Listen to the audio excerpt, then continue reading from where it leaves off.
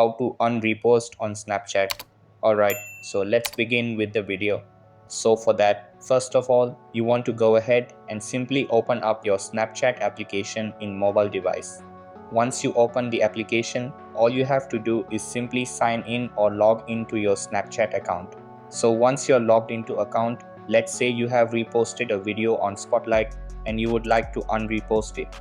For that, first of all, tap on your Bitmoji icon at the top left corner. Inside your profile section, scroll all the way to bottom, and then you'll be able to find Spotlight, Favorites and Repost. Tap onto it, and just like so, you'll be able to find this little icon right over here. It means that you have reposted this video. In order to unrepost it, tap onto it. And once you open it up, as you can see that you have reposted this video.